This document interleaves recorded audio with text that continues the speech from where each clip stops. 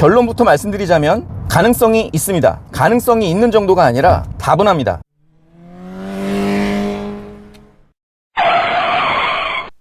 올드모드.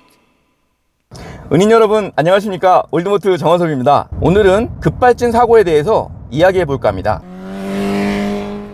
심심치 않게 우리는 뉴스를 통해 급발진 의심 사고에 대한 이야기를 들을 수 있습니다. 급발진 사고는 내가 의도치 않게 내가 엑셀레이터를 밟지 않았음에도 불구하고 엑셀레이터가 계속 작동해 사고로 이어지는 것을 말합니다. 급발진 사고, 이게 가능성이 있다 없다 이야기들이 많죠. 결론부터 말씀드리자면 가능성이 있습니다. 가능성이 있는 정도가 아니라 다분합니다. 그 가능성에 대해서 물리적인 것과 전자적인 것으로 나눌 수 있어요. 먼저 물리적 가능성에 대해서 말씀드리자면 가장 흔히 발생할 수 있는 건 자동차 바닥에 깔려있는 카매트가 주범일 가능성이 있습니다. 이 바닥에는 미관과 편의성을 위해 매트를 깔아놓게 되는데요, 이 매트가 엑셀레이터에 걸려 엑셀레이터를 계속 밟고 있는 상황이 발생할 수 있다는 거죠. 그리고 또 다른 원인은 스로틀 밸브의 방식이 이런 식으로 밸브가 열린단 말이죠. 근데 만약에 이 부분에 뭔가 이물질이 끼어 있다면 어떻게 될까요? 이게 덜 닫히게 되겠죠? 이게 덜 닫힌 상태에서 계속 유지가 되게 됩니다. 그렇게 되면 공기는 계속 들어가게 되고, 이때 나는 엑셀레이터를 밟지 않았지만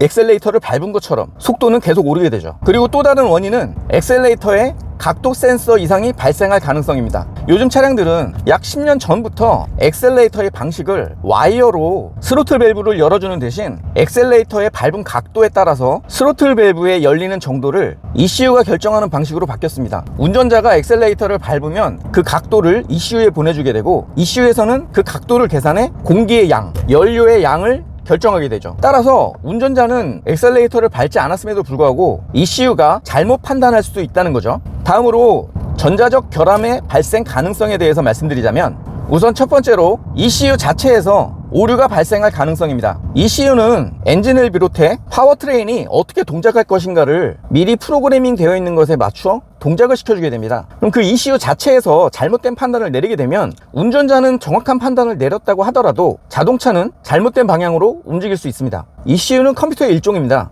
프로그래밍하는 과정에서 버그가 있었을 수도 있는 거고요, 전자파로 인해 오류를 일으킬 가능성도 있습니다. 이 자동차 기술이 개발되면서 이 전자파로 인한 오류 가능성이 점점 높아지고 있는데요, 요즘 차들은 이 전파 간섭을 일으킬 수 있는 부품들이 상당히 많이 들어가 있죠. 기본적으로 스마트 키를 비롯해서 자동차 타이어 공기압을 알려주는 TPMS, 우리가 사용하고 있는 휴대전화도 전자파를 일으키죠. 그 외에도 자동차에는 워낙 많은 전자장비들이 있기 때문에 전자파 간섭에 의한 ECU 오류 가능성은 충분히 있습니다. 그럼 이처럼 급발진 상황일 때 우리는 어떻게 대처해야 할까요?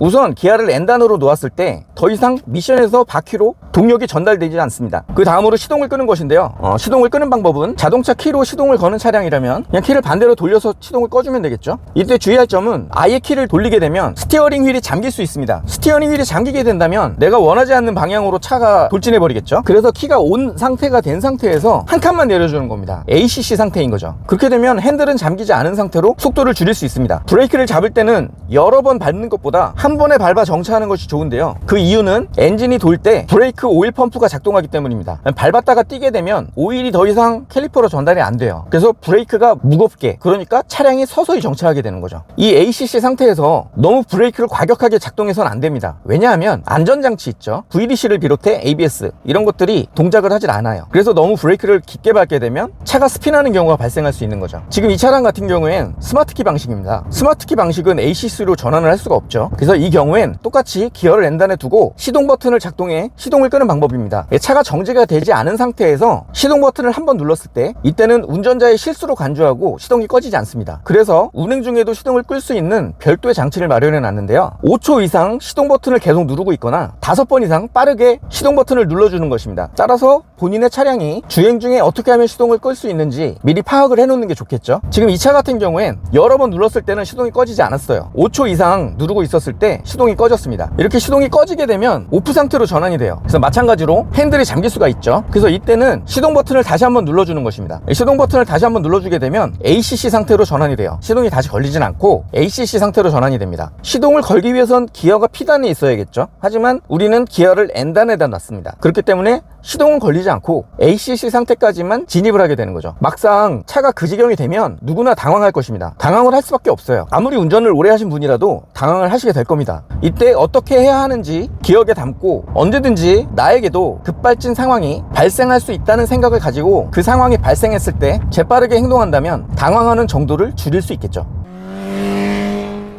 이 급발진 상황에서 브레이크가 작동하지 않는 것을 여러분들께 보여드리기 위해서 한 가지 실험을 했습니다. 엑셀레이터를 밟고 있는 상태에서 한쪽 발로 브레이크를 밟아봤어요. 쓰네요.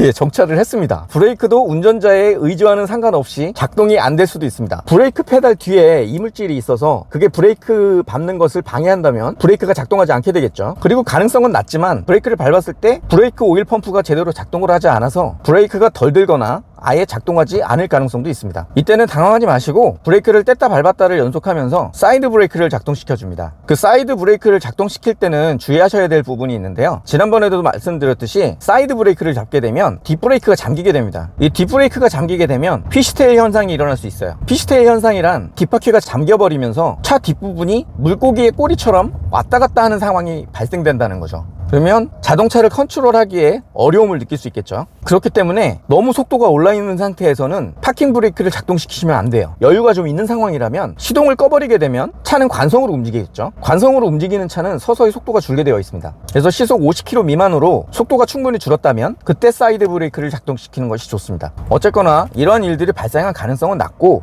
또 발생하면 안 되겠지만 혹시라도 발생을 했을 때 당황하는 정도를 줄이고 안전하게 그 상황을 모면했으면 하는 바람으로 이 영상을 제작해봤습니다. 모두 안전운전 하시고요. 항상 행복하시길 바랍니다. 이 영상이 마음에 드셨다면 이 영상에 좋아요를 주시고 아직 저의 은인이 아니시라면 지금 바로 구독 버튼을 눌러 저의 은인이 되어주세요. 저의 은인이 되어주신다면 좀 더 좋은 영상으로 인사드리겠습니다. 감사합니다. 올드 모드.